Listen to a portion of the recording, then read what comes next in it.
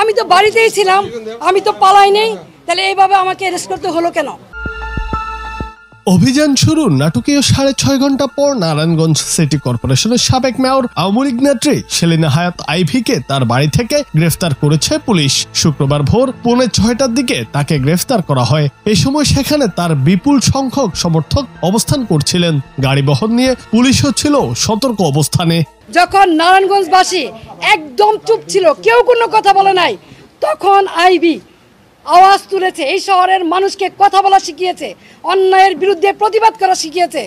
আজকে সেই আইভীকে কিসের জুলুমে, কিসের কারণে, কি কারণে গ্রেপ্তার করা হচ্ছে আমি ঠিক জানি না। এর আগে বৃহস্পতিবার রাত 11:30টার দিকে আইভীকে গ্রেফতারের জন্য নারায়ণগঞ্জ জেলা শহরের দেওভোগ এলাকায় তার নতুন বাড়িতে অভিযান চালায় পুলিশ। এই খবর পেয়ে আইভীর সমর্থকরা বাড়িটির সামনে অবস্থান নেন এবং দুই সড়কের 10 থেকে 15টি পয়েন্ট বাঁশ দিয়ে অবরোধ করেন।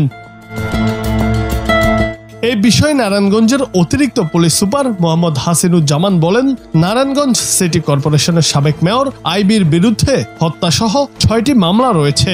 রাতে তাকে গ্রেফতার করতে এলে সে সময় তিনি পুলিশের সঙ্গে যেতে রাজি হননি। তিনি বলেছিলেন দিনের আলো ফুটলে যাবেন। গ্রেফতারের প্রক্রিয়ায় তিনি সহযোগিতা করেছেন। তাকে জেলা গোয়েন্দা কার্যালয়ে নেওয়া হয়েছে। কি কারণে? আমি কি কোনো জুলুমবাজ? আমি কি হত্যা করেছি? আমি কি চাঁদাবাজি করেছি? আমি কি নারায়ণগঞ্জ শহরে এমন কোনো রেকর্ড আমার আছে যে আমি কোনোদিন কোনো বিরোধী দলকে আঘাত করেছি? তাহলে কিসের জন্য, কি কারণে, কোন ষড়যন্ত্রের কারণে, কার স্বার্থে আমাকে অ্যারেস্ট করা হলো? আমিও প্রশাসনের কাছে জানতে চাই।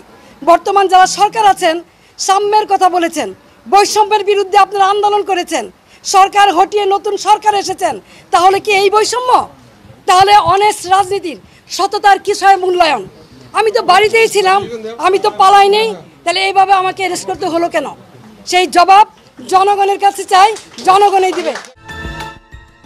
জুনায়েদ আহমেদ, বাংলা টিভি।